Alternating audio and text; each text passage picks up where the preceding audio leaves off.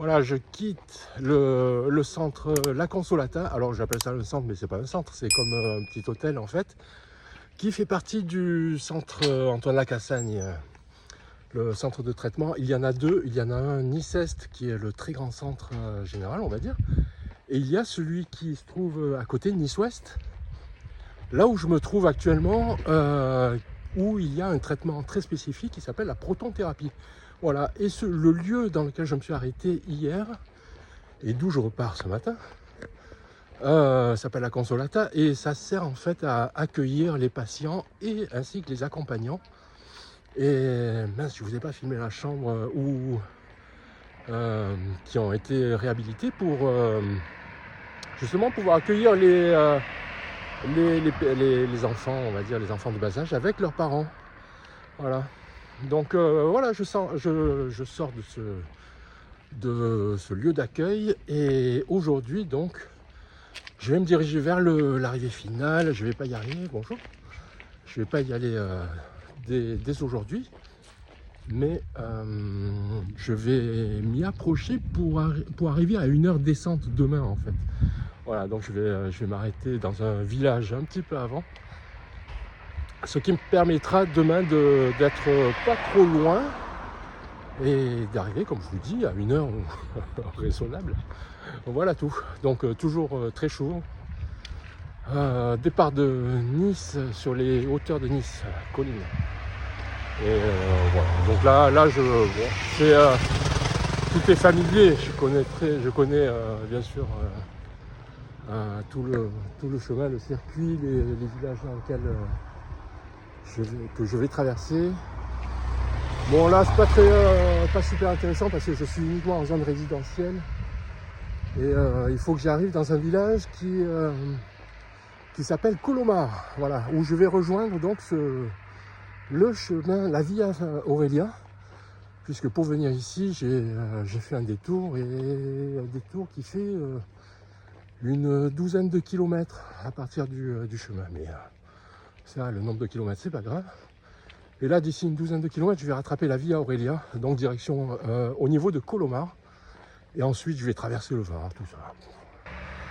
Alors, cette nuit passée à la Consolata, donc dépendance du centre Antoine Lacassagne, ça m'a également permis de pouvoir, alors d'une part, de pouvoir vous montrer les lieux où on accueillait des patients pour les traitements spécifiques. Et également, ça m'a permis également de discuter avec des patients qui étaient là en séjour, puisque, comme je vous avais dit, il y a des traitements de quelques semaines à un mois, voire un mois et demi, peut-être un peu plus. Voilà. Donc ça m'a permis de discuter avec quelques patients différents, bien entendu, dont un, c'est un peu, c'est que de la montée en pleine chaleur, et dont un qui me disait qu'il réfléchissait à parcourir le chemin de Compostelle, à se lancer sur ce chemin. Et donc ça fait très plaisir de pouvoir lui apporter quelques informations. Bien entendu, moi je lui ai dit, je ne vais pas tout te dire parce que l'important c'est quand même d'être surpris soi-même lorsqu'on marche et tout. Donc j'avais aucune envie de lui spoiler toutes sortes de choses, mais je l'ai rassuré quant à quelques inquiétudes ou anxiétés sur des points, bon, que beaucoup de gens se posent. Mais voilà, j'estime que mon rôle n'est pas de dévoiler tout sur le chemin, mais juste voilà, quelques points précis qui peuvent vraiment questionner ou mettre de l'anxiété quelque part. Et donc l'intérêt c'est de rassurer pour dire que l'ayant il y a une petite expérience là-dessus, il se passe que des trucs, il se passe que des choses positives en fait. Voilà, donc si ça peut j'ai essayé de le rassurer et de l'inciter à se lancer. Et quoi qu'il en soit, je lui ai dit que lorsqu'il se sentira prêt, il se posera beaucoup moins de questions que ça, comme énormément de pèlerins qui ont commencé. Voilà, mais très intéressant de pouvoir discuter avec avec pas mal de patients, les questionner sur comment ils se sentent, comment ils appréhendent tout ça, leur situation. Certains plus ou moins avec fatalité, d'autres de manière plus, je sais pas si positif c'est le mot, mais au moins combatif, on va dire. Mais j'ai pas vu de personnes totalement effondrées, totalement en déprime. Donc c'est déjà très rassurant, mais comme je vous dis, les lieux d'accueil là, quand même ça apporte énormément au moral, je pense. C'est vraiment un lieu extraordinaire pour pouvoir accueillir les patients ainsi que les accompagnants. Voilà, bon allez, je vous en dirai plus tard.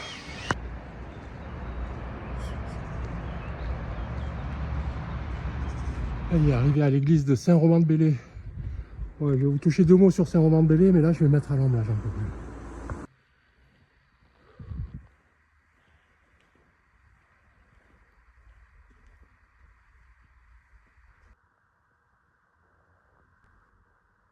Oui, alors Saint-Romain-de-Belley, c'est un petit village qui se situe sur la colline au-dessus de Nice, la colline de Belley, bien entendu. Et pour ceux qui ne savent pas et qui s'intéressent à ça, c'est le spot viticole de Nice. Cru classé, tout le tralala, très très bon vin sur tout le domaine de Belley, coteaux de Belley, tout ça. Donc voilà, je suis en plein sur la colline de Belley, direction Colomar. Ça y est, je suis en train de franchir la 202. C'est la nationale très célèbre ici pour sortir de Nice. Et maintenant, je vais franchir le Var. Et oui, parce que le Var, il y a beau y avoir un département juste à côté, département voisin des Alpes-Maritimes comme vous avez, mais le Var, la rivière, elle passe ici et elle va se jeter dans la mer un peu plus loin. Et c'est bien dans les Alpes-Maritimes qu'elle se jette dans la mer. Voilà tout, petite précision sur le Var. Bon, là je franchis le super pont de la Manda, très célèbre pont qui passe justement au-dessus du Var, que vous voyez ici. Hop. Voilà, donc ce franchissement du Var me rapproche de chez moi. Et oui, je suis censé arriver demain, milieu de journée. Et pour l'instant, aujourd'hui, en fait, je vais m'arrêter dans ce village ici, vous allez voir. Il est où? Là. Ce petit village perché qui s'appelle Gatière. Donc tout ça pour me permettre de m'arrêter à une dizaine de kilomètres de Vence. Et demain, je n'aurai plus qu'à marcher à peu près 3 heures, 3h30 pour atteindre Vence. Ouais, c'est un peu dans les collines. Alors, je ne vais pas trop forcer non plus, il fait une chaleur terrible. Et voilà, mais encore un signe personnel pour moi qui me dit que ça y est, j'approche de l'objectif final, c'est-à-dire relier Vence depuis Saint-Jacques-de-Compostelle. Et là j'en suis... Ah bah oui, en fait ça fait depuis je sais pas combien de temps. Mais oui, mais j'ai franchi la barre des 5000 km, à vrai dire. Mais bon, on va pas chipoter. Je vais dire que les 5000 km, je les atteindrai une fois arrivé à Vence. Comme je vous disais, traversée du Var. Bon, là j'arrive dans le... Bon, on va dire un quartier résidentiel. Et en fait, je vise le petit village là-haut. Hop, Gatière. Voilà, et je vais m'arrêter là-haut pour ce soir.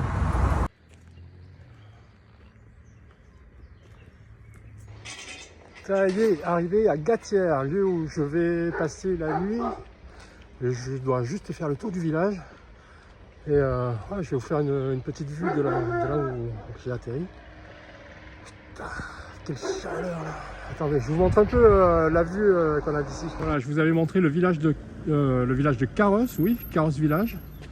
Puisque là, entre les cyprès, vous voyez, c'est Carros, c'est un quartier tout nouveau, résidentiel.